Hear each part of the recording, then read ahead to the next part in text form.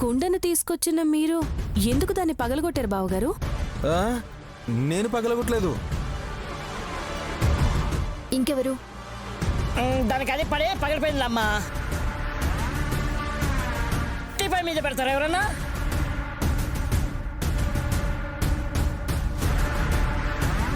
కింద పెట్టాల్సింది, లేకపోతే అత్తే నెత్తిన పెట్టాల్సింది. కాసేపు మోసేది కదా. అదే అత్తయ్య, కుండ తల మీద పెట్టుకుంటే గోపికలా ఉంటారు అని చెప్తున్నాను. ఆ మిషన్ ఆ సెటప్ అంతా కొత్తగా ఉంది. ఏం ఎక్స్పెరిమెంట్ చేద్దాం అనుకున్నావు బ్రో? నాకే సరిగ్గా తెలీదు. ప్రయత్నించాను అంతే, ఫ్లాప్ అయింది.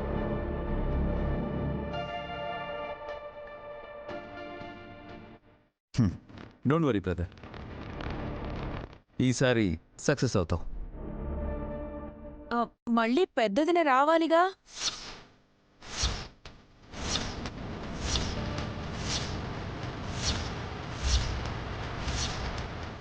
అమ్మగారికి బావగారు చేసే ప్రయోగానికి సంబంధం ఏంటి పిన్ని? దానికి దీనికి లింక్ లేదమ్మా. శ్రావణ శుక్రవారం మంచి రోజు, పెద్ద వచ్చింది కదా. మళ్ళీ ఆవిడ ఆత్మ వచ్చినప్పుడు మంచి రోజు అయినట్టే.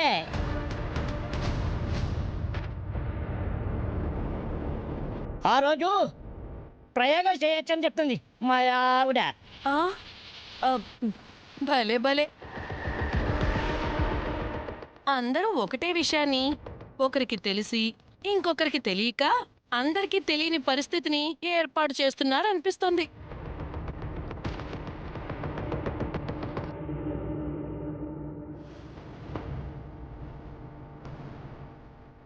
అడుతిప్పి ఇడితిప్పి మాట్లాడి కన్ఫ్యూజ్ చేస్తున్నారనిపిస్తోంది. ఏం లేదులేరా, మీరు వెళ్ళండి. వల్లభ, చూస్తావి ముక్కల్ని తీసి. ఏ హాసిని, తీసేయ్. మీరు పగలగొట్టి నాకు పని చెప్తారేంటి? నమ్మక పద. చూస్తావేంటే, లోపల పదా. ఏం మాట్లాడినవరేంటండి? నువ్వు నోరు తెరవగలని, అనవసరమైన మాటలు మాట్లాడతావని. లోపల పదా.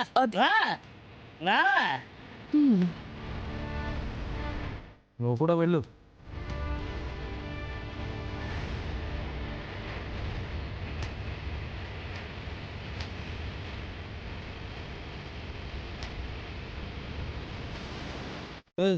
నువ్వేంట్రా ఇక్కడ ఉన్నావు? వెళ్ళ. బ్రో, ఆ మిషన్ చూస్తుంటే అది చాలా సూక్ష్మంగా డోలో మాట్లాడిన మాటల్ని కూడా క్యాచ్ చేసేది అనిపిస్తోంది. అవును, ఇప్పుడేంటి? ఎందుకు తెచ్చారు? పని లేక వెళ్ళరా. మీరు ఏదో చెయ్యబోయి అది వికటించిందని అర్థమైంది బ్రో. నా అంచనా ప్రకారం గాయత్రి పెద్దమ్మ విశాల్ బ్రోతో మాట్లాడిన మాటలు మీరు రికార్డ్ చేయాలని చూస్తున్నారు. అవ రైట్? ఏడ్చవుది, వెళ్ళ. రేయ్, వెళ్ళు ముందు.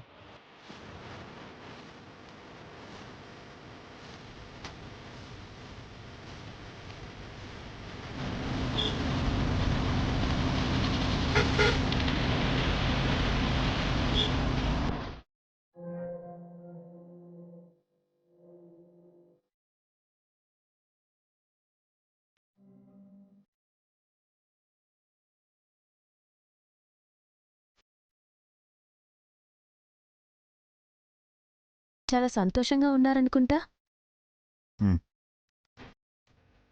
అనుకోవడం ఏంటి, నిజం కూడా. అవునాయని, ఎన్నాళ్ళైంది అమ్మ మాట విని. ఆ రూపాన్ని ఇంకా ఈ జన్మలో చూడలేనని బాధపడే నాకు ఈరోజు అమ్మ మాట నాలో కొత్త ఉత్సాహాన్ని, చైతన్యాన్ని నింపింది Nayani. I'm really so happy. అమ్మగారి ఫోటోని అలా చూస్తూ ఉన్నప్పుడే అనుకున్నాను, ఈరోజు బాబుగారికి ఆనందంతో నిద్ర కూడా పట్టదని. అమ్మ మాటలు ఇంకా నా చెవిలో వినబడుతూనే ఉన్నాయి నాయని. చివరి ప్రశ్న నేను అడిగిన సమాధానం మాత్రం మీరు విన్నారు కదా బాబుగారు. గాయత్రమ్మగారు పసిపాపగా ఎక్కడున్నారని చెప్పారు?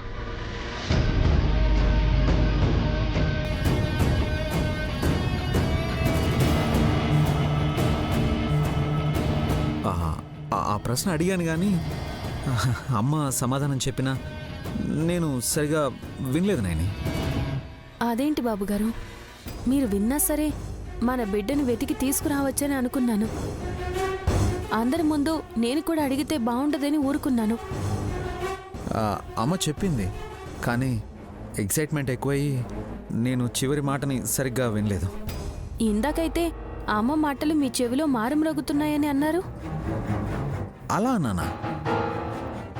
అన్నారు, అనే ఉంటాను. వినే ఉన్నారు కూడా. కానీ ఇప్పుడు ఏమీ చెప్పలేకపోతున్నారు. నేను అడిగినా అమ్మగారు సమాధానం దాటేస్తూ వచ్చారు. కన్న కొడుకు గత జన్మలో కన్న తల్లికి ఈ జన్మలో తండ్రి అయ్యారన్న ఆనందం, కృతజ్ఞతతో అయినా సమాధానం చెప్తారనుకుంటే మీరేమో సరిగ్గా వినలేదని ఎంత తేలిగ్గా చెప్పేస్తున్నారు బాబుగారు. Sorry Nayani, I'm really very sorry. ఇప్పుడు సారీ అని చెప్పి లాభం లేదు. మళ్ళీ అడిగితే అమ్మగారు చెప్పకపోవచ్చు.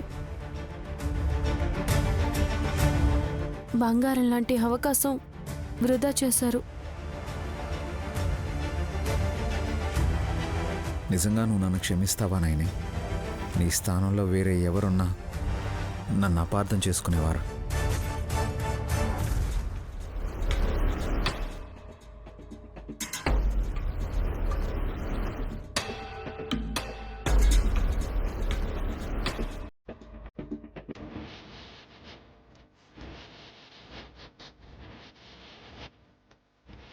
మమ్మీ, ఆడవాళ్ళ కాళ్ళకు పట్టీలందాం, చేతులకు గాజులందాం, మొహానికి బొట్టందాం. నీకేమో ఈ గ్లౌజ్ కట్టు అందం అనుకుంటా. వికారంగా ఉందని నేను ఫీల్ అవుతూ ఉంటే ఇందులో బ్యూటీ ఉందంటావేంట్రా? జీవం లేని అరచేత్తో కూడా కుండ బద్దలు కొట్టావు అనంటే నువ్వెంత గొప్పదానివో ఆలోచించు మమ్మీ. తెలివి తక్కువ వాడివి కాబట్టి ఆనందపడుతున్నావు. అనుకున్న పని కాలేదు అన్న బాధ లేదారా నీకు? మమ్మీ, పెద్దమ్మ ఆత్మ వచ్చి నీ చెయ్యి ఎత్తి ఆ చేత్తోనే దడేళ్ళ కుండ బద్దలు కొట్టేలా చేసింది.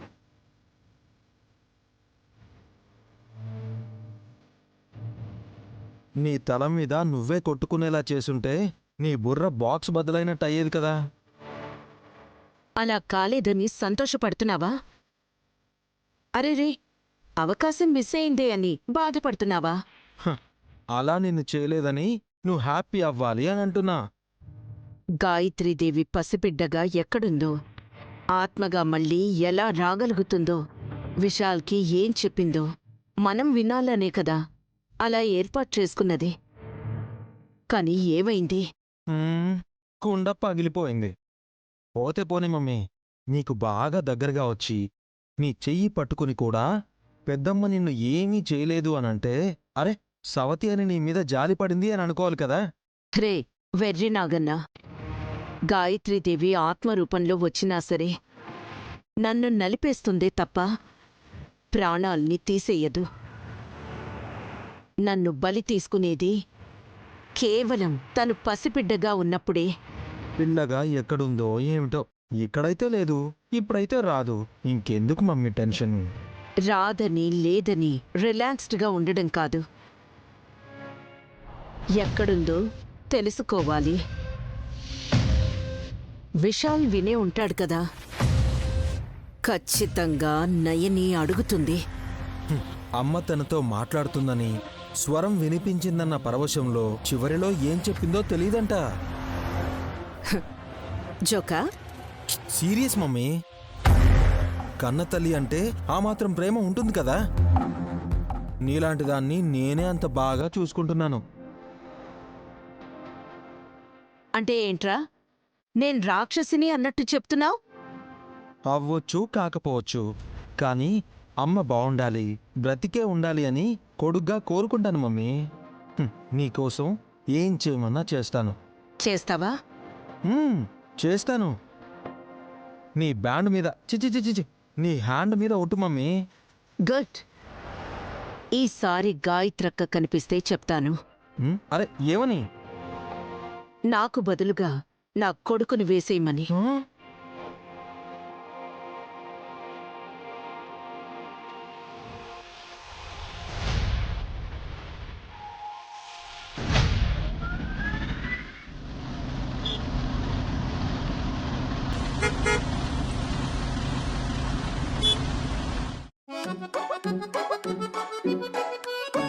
చిన్నలుడు పెద్దలుడు నడపలుడు రండి రండి అందరూ రండి రండి. ఏదో నీ ఇక్కడ కూర్చోవే. అక్కయ్ నువ్వు ఇక్కడ కూర్చో. రావలే రావలే రావలే రావలే. మావయ్య ఆ, అంత హడావిడిగా ఉన్నావు ఎందుకు? చెప్తా కదా అల్లుడు.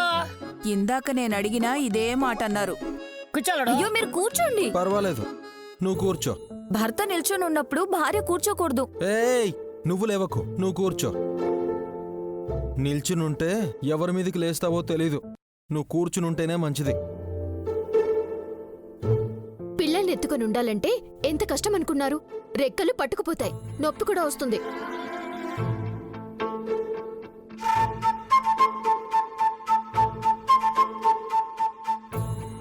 అందుకే అన్నయ్య, స్త్రీలను గౌరవించాలి, వారికి కేటాయించిన సీట్లలో వారినే కూర్చొనివ్వండి అన్నట్టు పుండరీ బాబుని వదినికిచ్చేసి చేతులు దులిపేసుకున్నాడు.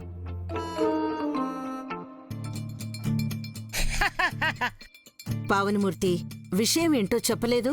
చెప్తానక్కాయ్. వచ్చే నెల 1వ తారీఖు ఏమొస్తుంది? జీతం వస్తుంది.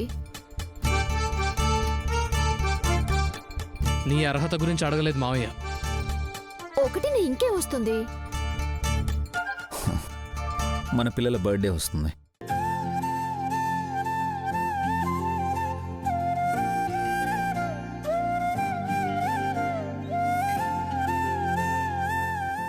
అప్పుడే ఎలా సెలబ్రేట్ చేసుకోవాలా అని ప్లాన్ చేస్తున్నారా బాబాయ్?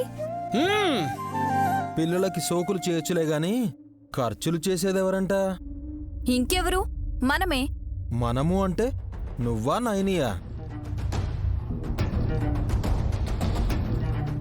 అదేంటల్లుడు అలా అంటావు? ఇక్కడ ఇంకో క్లారిటీ కావాలి. పిల్లలు నలుగురు ఒకే రోజు పుట్టలేదు. పుండరీనాథం, గానవి మాత్రమే ఆ రోజు పుట్టారు. గాయత్రి పాప కూడా ఇంచుమించు 1-2 రోజులు అటు ఇటుగా పుట్టిందని జోగయ్య శాస్త్రి గారు అన్నారు కదమ్మా. 1వ తేదీ ఫిక్స్ చేసుకుంటే ముగ్గురు బర్త్డే చేసేయచ్చు కదా. చెల్లి, ఎక్కడికి? మీ చర్చలు కొనసాగించుకోవచ్చు, ఇక్కడ నాకేం పని? అదేంటి చిట్టి, అందరం కలిసే కదా పిల్లల బర్త్డే జరుపుకునేది. నువ్వేమో నీ కొడుకు గురించి, మా అక్కేమో కన్న కూతురు గానవి గురించి. విశాల్ బాబు గారు, ఎవరో కన్న కూతురు గాయత్రి కూడా అదే రోజు పుట్టిందన్నట్టు మేనేజ్ చేస్తూ బర్త్డే ఘనంగా జరుపుకుందామని సంబరంగా చెప్తున్నారు. ఇంకిక్కడ నాతో మాట్లాడేదేముంది?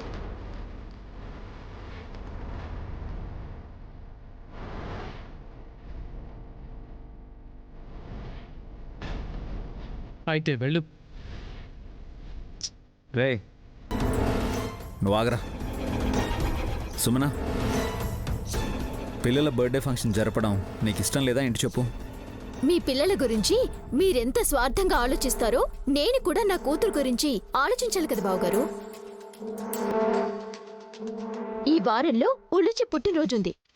ఏ ఒక్కరైనా తన పుట్టినరోజు ఎలా జరుపుకుందామని మాట్లాడారా? లేదు.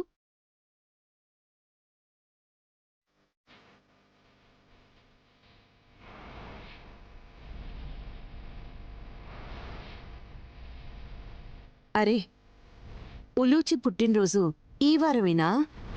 నాకు గుర్తులేదు. ఎవరికీ గుర్తులేదు. నాకే గుర్తింపు లేనప్పుడు ఇంక నా బిడ్డనెవరు పట్టించుకుంటారు? సుమన, ఈ ముగ్గురు పిల్లలు ఒకే రోజు పుట్టారని స్పెషల్ డేగా వేడుకలు జరిపిద్దామనుకుని ఉండొచ్చు. ఉలూచిని మేమెలా మర్చిపోతామనుకుంటున్నావు? ఈ వారం తన పుట్టినరోజును కూడా ఘనంగానే చేసేద్దాం. వద్దు బ్రో.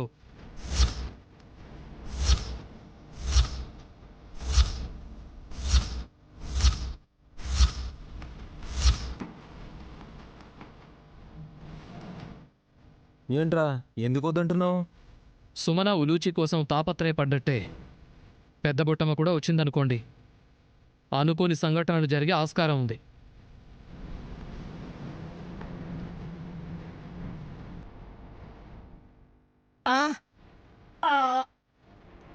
ఇది కూడా పాయింట్ అన్నాడు. అలా అని చెప్పి తన సంతోషాన్ని పక్కన పెట్టేస్తారా?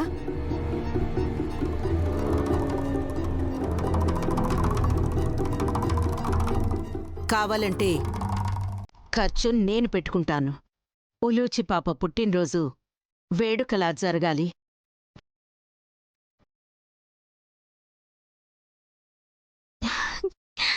థ్యాంక్స్ అత్తయ్య. అయితే ఒక విషయం, గాయత్రి పుట్టినరోజు 1వ తేదీ జరిపించకండి. ఎందుకు?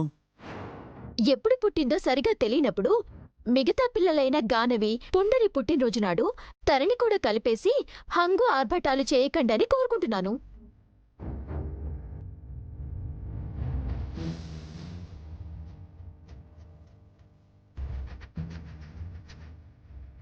ఇదేం కోరిక చిట్టి?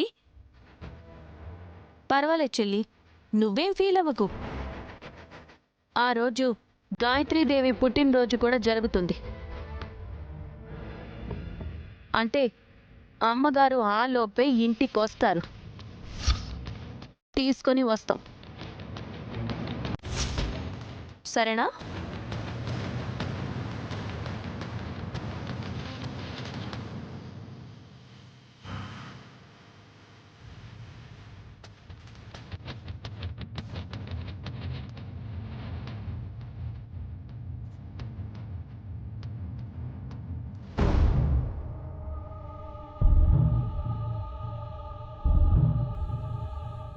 హలో,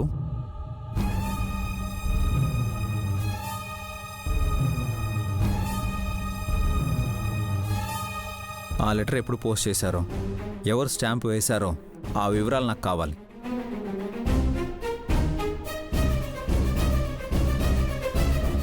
గాయత్రి,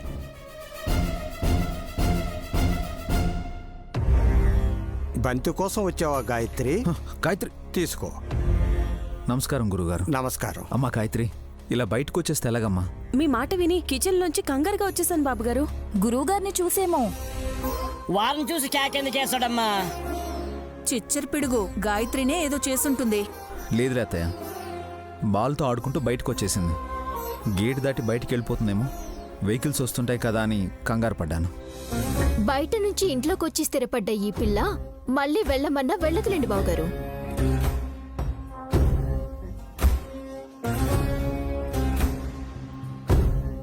అన్నావా? ఇంకా నీ నోరు తెరుచుకోలేదేంటా అని నీ వంకే చూస్తూ ఉన్నాను. చిన్న మరదలా, ఇన్నాళ్ళకి విక్రాంత్ని మోహన్ చూశాడు. భార్య కేసి కాకుండా దారిన పోయే వాళ్ళ కేసి చూస్తాడా మీలాగా? ఏయ్, హే ఆగండి. గురువుగారి ఇంటికొస్తే లోపలికి ఆహ్వానించకుండా ఇక్కడే నిలబెట్టేస్తారా? పర్వాలేదు తిలోత్తమ. ముఖ్యమైన విషయం మీ అందరికీ చెప్పదలిసి వచ్చాను.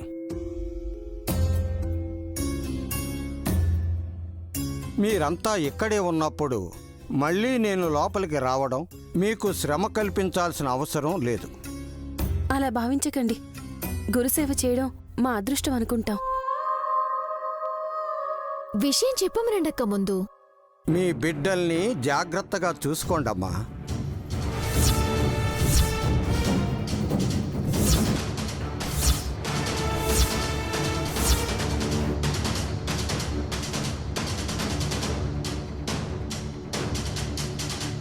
సుమన కూతురు ఉలూచి గురించా మీరు అంటున్నది?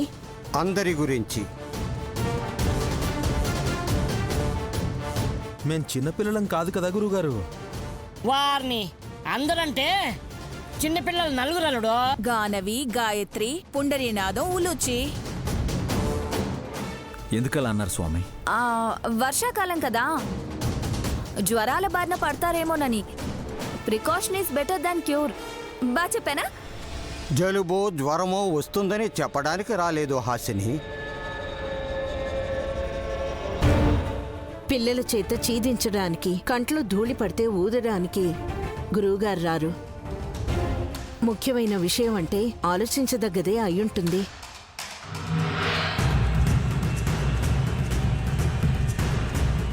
అమ్మా నువ్వు అలా అంటే మా కంగారు పెరిగిపోతుంది. మీకెందుకు కంగారు? ఉలూచికి సుస్థి చేసినా పట్టనట్టుంటారుగా. నువ్వాగు చెల్లి. స్వామి సెలవివ్వండి. నైని, నలుగురు పిల్లల చుట్టూ మృత్యుదోషం పరిభ్రమిస్తున్నది.